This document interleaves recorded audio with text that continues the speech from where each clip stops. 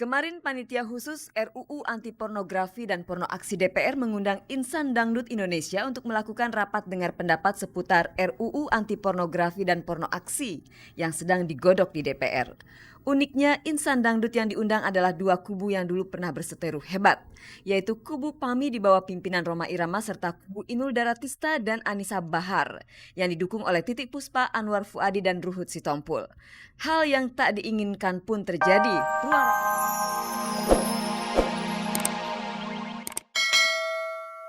Halo Mirsa, selamat pagi dan bagaimana kabar Anda pada pagi hari ini? Senang sekali saya Nadia Mulia kembali menjumpai Anda tentunya di Gospot. Gosip terdepan seputar orang ternama. Seperti biasa saya akan menghantarkan gosip-gosip dan informasi pilihan seputar dunia selebriti khusus untuk Anda. Tidak ada yang kami tambah, tidak ada yang kami kurangi dan tidak ada yang memanas-manasi. Dan pemirsa jangan sampai Anda ketinggalan kuis SMS Gospot di mana Anda bisa mendapatkan 3 juta rupiah untuk 3 orang pemenang. Yang perlu Anda lakukan adalah menjawab pertanyaan di penghujung acara nanti, kemudian ketik di handphone Anda GS spasi jawaban A atau jawaban B dan kirimkan via SMS ke nomor 6288. Dan pemirsa bersama Gospot, Anda tidak perlu was-was ketinggalan berita dan inilah saja informasi yang segar bagi Anda yang memang haus akan berita dari dunia selebriti.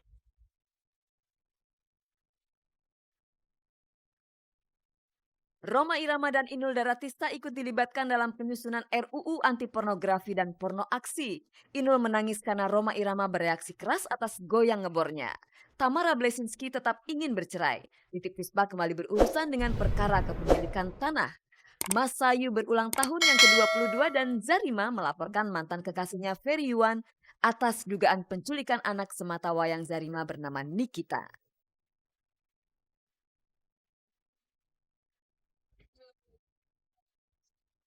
Pemirsa, Panitia Khusus RUU Anti Pornografi dan Porno Aksi kemarin menggelar sebuah rapat dengar pendapat. Dan kali ini mereka mengundang antara lain Rhoma Irama dan Inul Daratista. Topiknya tentu saja untuk membahas mengenai pornografi dan porno aksi. Namun tanpa diduga nih pemirsa, tiba-tiba saja suasana di ruang rapat tersebut menjadi memanas. Dan mendadak tanpa kita sangka, Inul berlari keluar langsung keluar dari ruangan rapat tersebut. Nah kira-kira ya pemirsa, apa yang bisa membuat Inul sedemikian tersinggungnya? Anda penasaran? Kita saksikan bersama liputannya.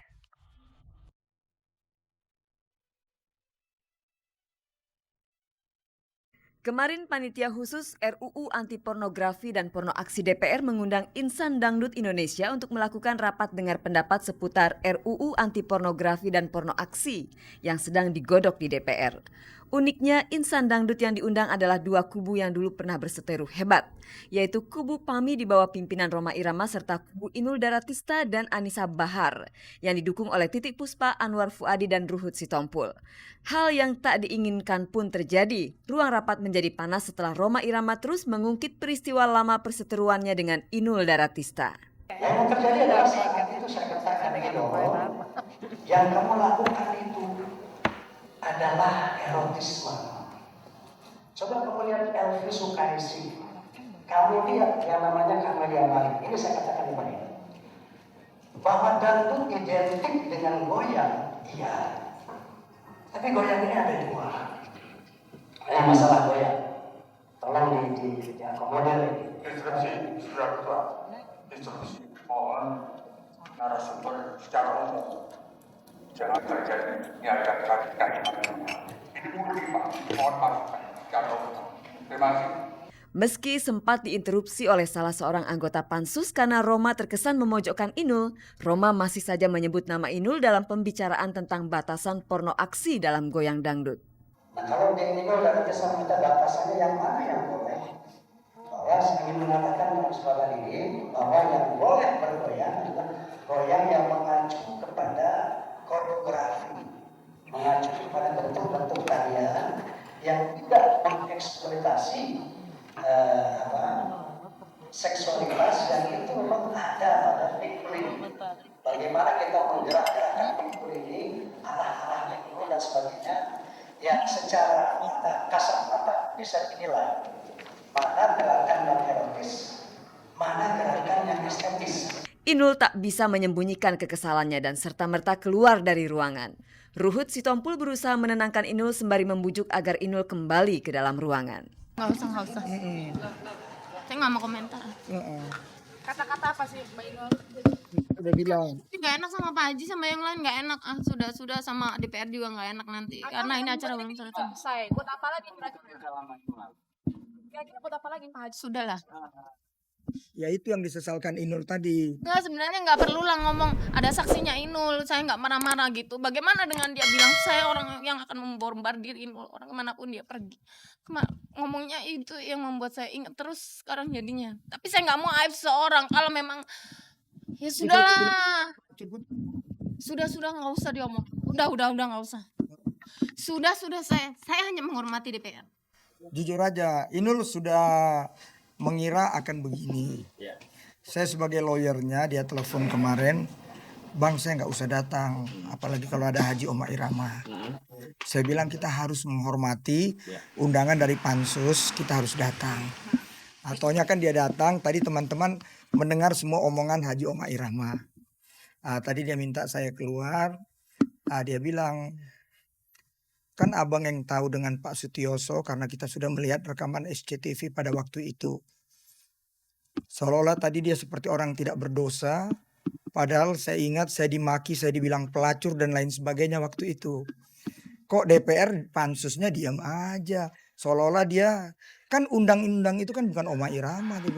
Setelah dibujuk, Inul kembali ke ruangan dan tak berapa lama kemudian dia diberi kesempatan untuk menyampaikan unek-uneknya. Kalau memang benar-benar mau misalkan, jangan kalau orang yang jadi sosok dakwah, tapi kalau bisa menyeluruh dari kampung ke kota, dari kota ke kampung, dan siapa saja.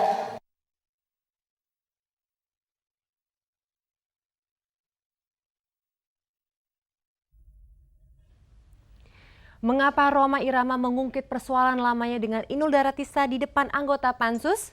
Pemirsa, untuk kedua kalinya Inul Daratista dibuat menangis gara-gara ucapan pedas Rhoma Irama.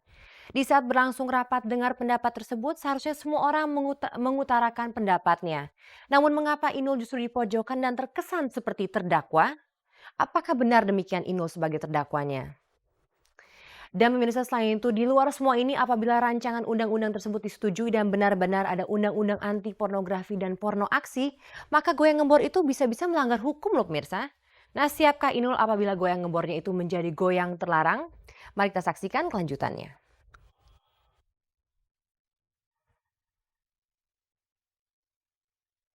Setelah rapat dengar pendapat tak pelak, Rhoma Irama dicecar pertanyaan oleh para wartawan tentang maksudnya membuka persoalan lama dengan Inul di depan anggota pansus anti pornografi dan porno aksi DPR. Kesannya Rhoma menjadikan Inul sebagai terdakwa. Saya lebih suka berbicara secara universal ya, tidak perorangan.